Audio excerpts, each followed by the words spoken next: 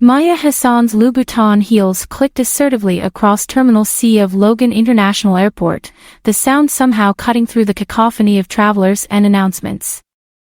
As Senior Vice President of Global Sales at Pinnacle Pharmaceuticals, she had perfected the art of commanding attention without seeking it.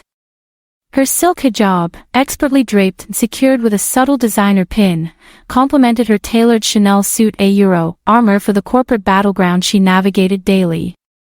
The first-class lounge offered little comfort today. Flight 2317 to Boston was delayed, and Maya's carefully orchestrated schedule was unraveling. She checked her Cartier watch again, mentally calculating how this delay would impact her presentation at tomorrow's pharmaceutical conference. Her phone buzzed with another email the fourth from her assistant about the delayed meetings but she ignored it, instead watching the snow fall outside the terminal windows. When boarding finally began, Maya strode to her seat with practiced efficiency, arranging her belongings in the overhead compartment with precise movements. First class was her sanctuary, a space where she could work undisturbed, or so she thought until she saw him approaching. The young man in military fatigues moved with a noticeable limp, his worn duffel bag a stark contrast to the designer luggage surrounding it. His name tag read Carter, and something about his presence, perhaps the way other passengers smiled at him or the flight attendant's overly warm greeting, irritated Maya beyond reason. "Seat 3B, he said quietly, gesturing to the space beside her. Maya's perfectly shaped eyebrows arched. "Let me guess, a military discount?" The words escaped before she could stop them, sharp and cutting. "No, ma'am. Full fare," Carter replied evenly, though a muscle twitched in his jaw. He carefully stowed his bag and settled into his seat, moving with the deliberate motions of someone managing pain. "Of course," Maya muttered, "though I'm sure you'll get plenty of special treatment anyway. That uniform seems to work magic these days." Several nearby passengers shot disapproving glances in Maya's direction, but she ignored them. Carter pulled out a worn photograph, studying it with such intensity that it only fueled Maya's irritation. "Propaganda photo with local children," she sneered. Carter's fingers tightened slightly around the photo's edges, but his voice remained steady. "My daughter Emma. She's 5. How convenient," Maya rolled her eyes. The noble soldier leaving his family behind to play hero. The flight attendant's safety demonstration provided a brief respite from the tension. Maya made a show of checking her emails one final time before airplane mode, while Carter carefully tucked the photograph back into his breast pocket. His hands, she noticed, were scarred, though whether from combat or accident, she couldn't tell. Once they were airborne, Carter spoke again, his voice barely audible above the engine noise. "I'm actually heading to Boston Children's Hospital. Emma has a rare form of leukemia." Maya let out an exaggerated sigh. "Of course she does. And I suppose you're hoping someone will overhear and start a GoFundMe? That's how it works these days, isn't it? Military families playing the sympathy card?" A middle-aged woman across the aisle gasped audibly, but Carter's expression remained unchanged. He reached for the in-flight magazine, his hand trembling slightly. Maya noticed a deep scar running along his neck, disappearing beneath his collar. "The military's healthcare system should cover that anyway," she continued, unable to stop herself. "More special treatment." "Ma'am," Carter finally said, his voice controlled but strained, "I understand you have strong feelings about the military, but my daughter's condition is real, and it's serious. The treatment she needs is experimental. That's why we're going to Boston." The flight continued in tense silence. Maya buried herself in work, occasionally shooting sideways glances at Carter. During turbulence, he winced noticeably, and his sleeve rode up to reveal extensive scarring on his wrist. "Combat injury?" she asked, more sarcastic than curious. "Kandahar," he replied simply. "Lost 2 of my best friends that day." "Well, that's what happens when you sign up to play war," Maya retorted, though her voice carried slightly less venom than before. Carter turned to face her fully for the first time. His eyes, Maya noticed, carried a weight she hadn't expected. Not anger or resentment, but something deeper, more profound. "Ma'am, I don't know what experiences have led you to hate the military so much, but I can assure you none of us are playing." When they landed, Maya deliberately took her time gathering her belongings, avoiding any possibility of walking next to Carter through the terminal. As she made her way to baggage claim, she overheard him on the phone, his voice strained. "Yes, I'm here. No, the last treatment didn't. Please, just keep her comfortable until I get there. Yes, I know visiting hours are almost over, but I'm her father." Maya collected her designer suitcase and headed for the taxi stand, pushing the encounter from her mind. She had more important things to focus on, namely, the pharmaceutical conference where she would be presenting Pinnacle's latest breakthrough drug. Later that evening, in her suite at the Four Seasons, Maya scrolled through her social media feed while sipping an expensive Bordeaux. A shared post from a local Boston news station caught her eye, and her wine glass nearly slipped from her fingers. The headline read, "Local hero, battle-decorated soldier fights new enemy for daughter's life." There on her screen was James Carter's face, but not as she'd seen him on the plane. The article showed him in a hospital room, holding a frail little girl with no hair. Despite the tubes and monitors surrounding her, the child's smile was radiant. Maya's hands trembled as she read, "Staff Sergeant James Carter, recipient of the Purple Heart and Bronze Star for actions in Afghanistan that saved his entire unit, now faces a different kind of battle. His 5-year-old daughter Emma suffers from an aggressive form of acute myeloid leukemia that has proven resistant to traditional treatments. Despite still recovering from severe injuries sustained in combat, Carter has been working 3 jobs between his military duties to fund experimental treatments not covered by military insurance." The article continued, detailing how Carter's wife had died from complications during Emma's birth. Instead of taking medical discharge, he had remained in active duty to maintain his daughter's insurance coverage, creating a network of military families to help care for Emma when he was deployed. Maya could no longer read through her tears. She remembered every cutting remark she'd made on the plane, every dismissive gesture, every cruel assumption. The photograph from the article haunted her. Carter in his hospital chair, clearly in pain from his own injuries, yet smiling for his daughter's sake. The same photograph he'd tried to show her on the plane. Sleep eluded Maya that night. Every time she closed her eyes, she saw Emma's brave smile, Carter's tired but determined face, and most hauntingly, her own reflection in the airplane window as she delivered those cruel words. As dawn broke over Boston, she made a decision. She called the conference organizers and apologized for her absence, citing a family emergency. Then she contacted Pinnacle's charitable foundation.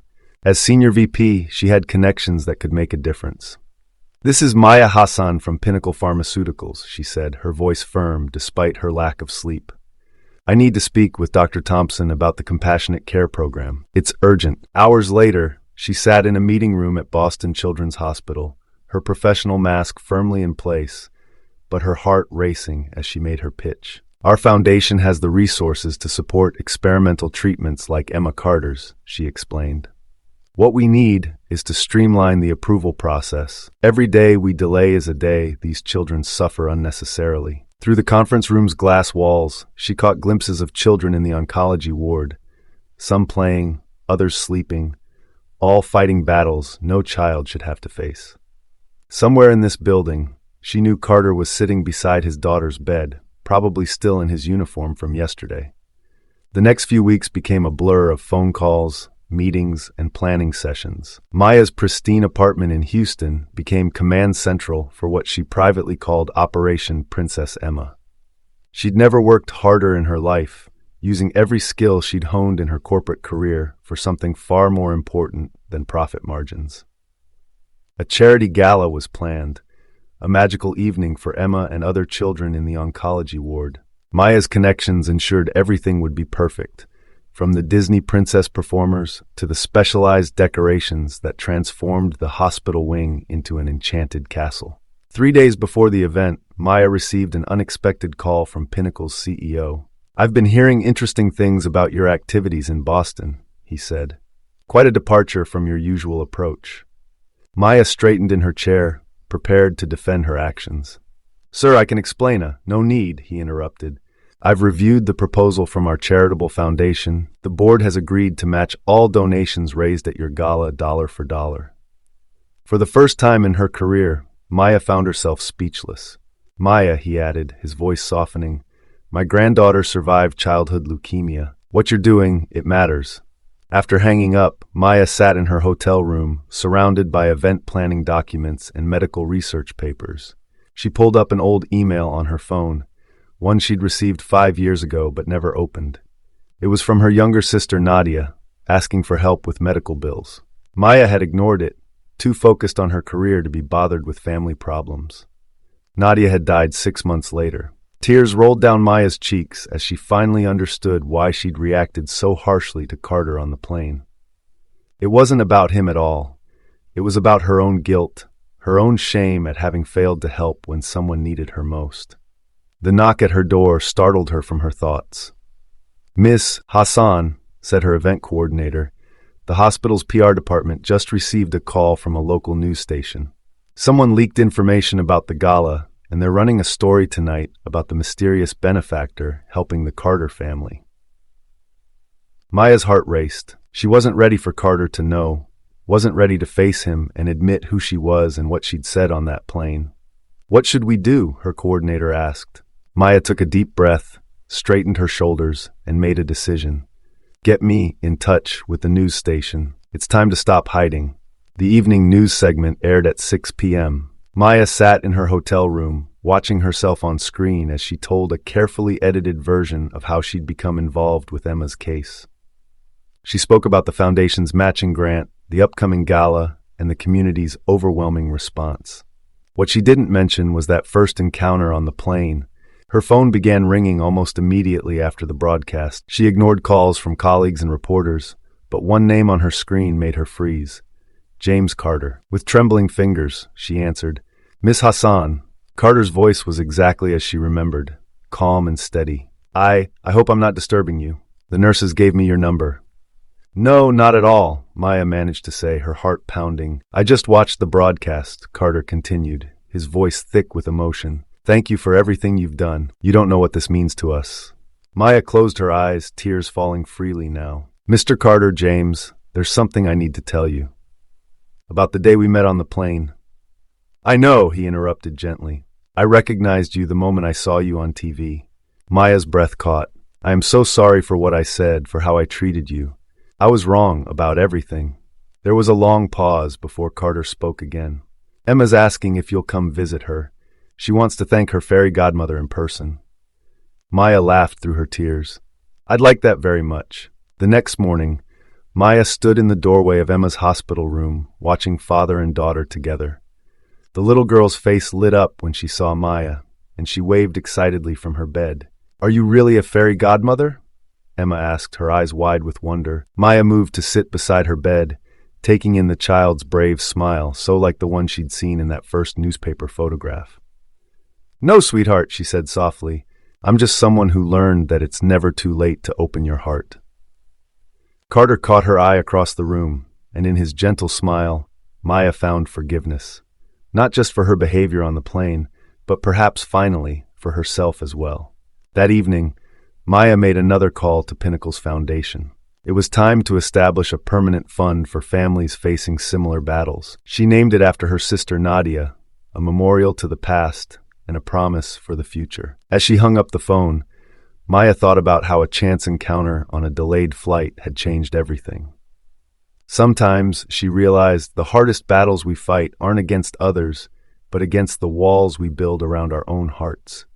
And sometimes it takes seeing someone else's courage to find our own. The next day, Maya resigned from her position at Pinnacle to focus full-time on running the newly established Nadia's Hope Foundation.